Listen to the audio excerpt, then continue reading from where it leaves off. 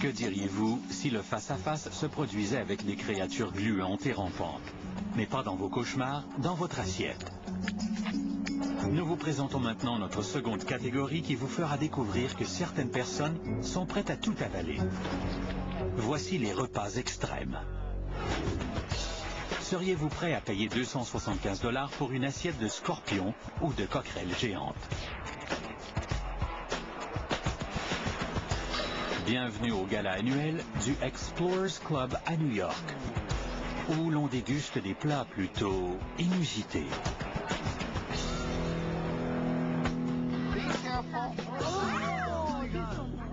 Les chefs apprêtent des aliments des quatre coins du monde. Des coquerelles de Madagascar. Les yeux sont mous. On va les pocher, les couper ou les farcir.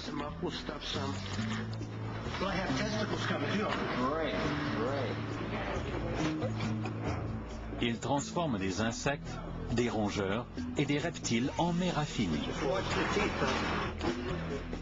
Comment? D'abord, il faut s'assurer qu'ils auront cessé de bouger avant de travailler. L'huile doit être à 155 degrés. Et c'est le double pour les tarentules. Vous obtiendrez quelque chose comme ça. Enfin, le dîner est servi. Les invités découvrent leur repas.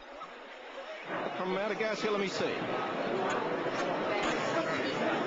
Oh, outstanding. Les yeux de vache sont délicieux.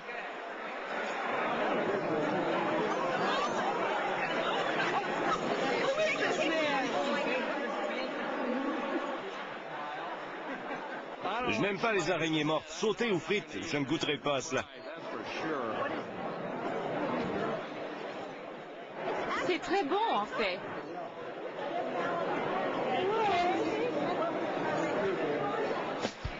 Si vous trouvez ces plats dégoûtants, imaginez avaler des choses vivantes. Ces hommes de la tribu Kara en Papouasie-Nouvelle-Guinée cherchent un aliment dont ils raffolent. Mais pour bien d'autres, c'est immonde. Ces larves bouffies et grouillantes vivent dans les troncs pourris des sagoutiers. Un être sensé souhaiterait qu'elles y restent, mais pas ces hommes qui les mangent vivantes. C'est sucré, comme du lait. Dans la bouche, elles se tortillent. On les croque et on les avale.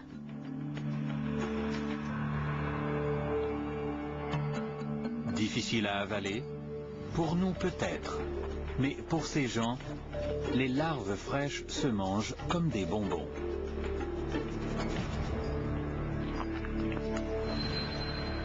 Vous n'aimez pas les larves vivantes? Vous n'avez encore rien vu. Voici un repas qui se mange bien pourri. Pourriez-vous avoir assez faim pour avaler cela? C'est un fromage unique, grouillant d'asticots vivants.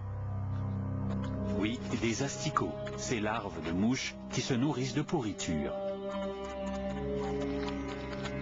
On n'en voudrait pas dans notre poubelle. Imaginez dans notre estomac. Mais en Sardaigne, ce fromage pourri ou fromage aux asticots est un mets de choix. Et ses convives vont bientôt s'empiffrer. Ce sont des animaux pour nous. Les petits vers sautent partout. Les connaisseurs apprécient la texture onctueuse du fromage. Voici comment on l'obtient. Les asticots mangent le fromage et le défèquent. Plus ils défèquent, plus le fromage est crémeux.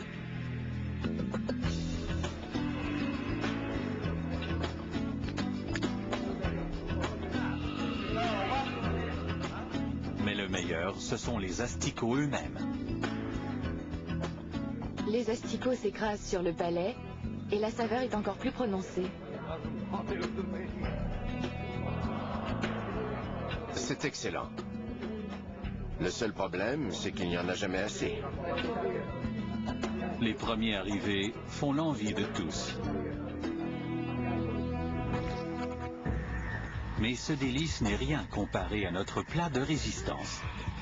Soyez sur vos gardes, c'est un aliment combatif. Elle a une grosse tête bulbeuse, des yeux noirs et 8 bras qui gigotent. Vous avez deviné, c'est une pieuvre. On peut la trouver laide et dégoûtante, mais en Corée, c'est un mets recherché, surtout si elle est vivante. Même découpés, ces morceaux peuvent continuer à vivre plus de 3 heures. C'est assurément un truc dur à avaler. Une créature marine visqueuse qui frétille, armée de 1000 ventouses sur ses 8 tentacules. Pourquoi voudrait-on manger quelque chose qui se tortille autant? En Corée du Sud, on croit qu'elle apporte force et endurance. C'est pour cette raison que l'Américain Ingram Jones va y goûter pour la première fois. Ses camarades du cours d'arts martiaux l'accompagnent. Chez moi, on m'a toujours dit de ne pas en manger si c'est vivant. Et c'est le grand service. Comme plusieurs Coréens, ils vont manger la pieuvre en entier. Ingram observe la technique. Ils enroulent la pieuvre vivante sur des baguettes. La mettent dans leur bouche.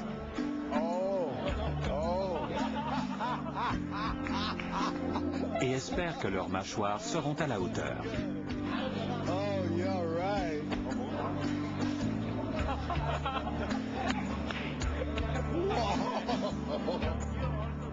C'est au tour d'Ingram.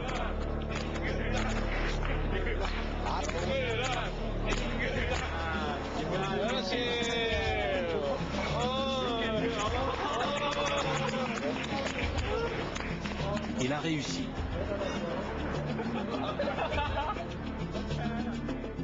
Attendez un peu. Ingram se bat avec les ventouses qui adhèrent à sa langue, à ses dents et aux parois de sa bouche.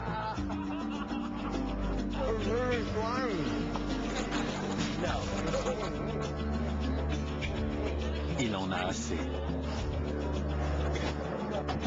C'est la pieuvre qui remporte cette manche. À charge de revanche, on peut rencontrer d'étranges créatures lors d'un repas, mais dans d'autres situations aussi.